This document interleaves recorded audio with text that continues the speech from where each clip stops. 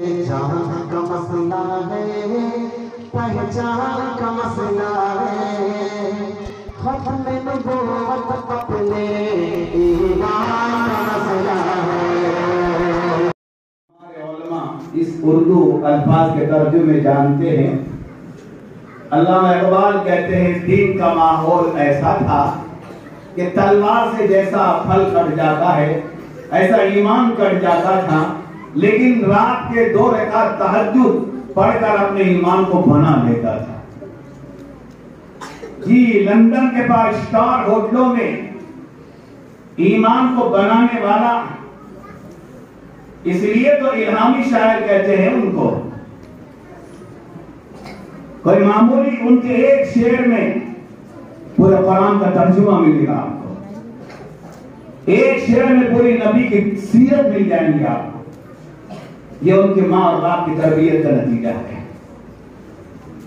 یہ تو تبلیغ کی برکت ہے، گھر کا تعلیم کی برکت ہے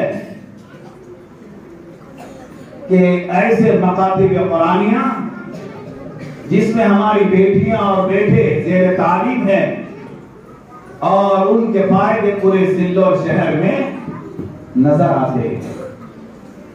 اس لیے ہر ماں اور باپ نے پہلے اپنی زندگی بنا لینا، سرپرست حضرات نے اپنی زندگی کو بنانا،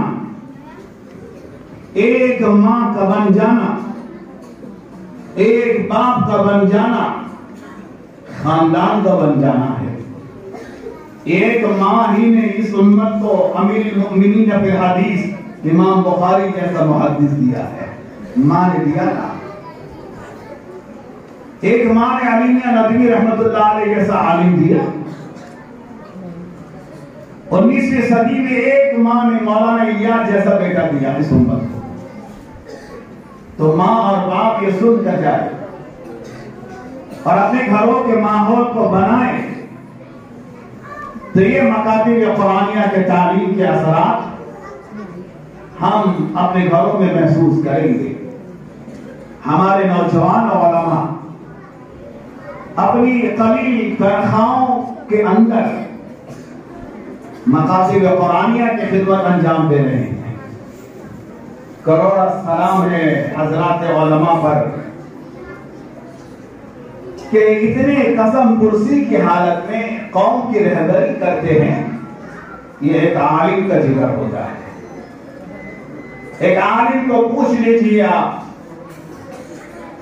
کس طریقے سے صبر و قناعت کے ساتھ امامت اور خطابت کرتا ہے اور ایک مکتب کا معلم بن کر ماہانہ 100 روپیہ لے کر کیسے اس امت کے نونہالوں کو وہ تیار کر دیتا ہے۔ لہذا امت کے ہر فرد کا یہ کام ہے وہ اپنے مکاتب قرآنیہ کا بھی خیال رکھے، وہ پڑھانے والے علماء کرام کا بھی خیال رکھے،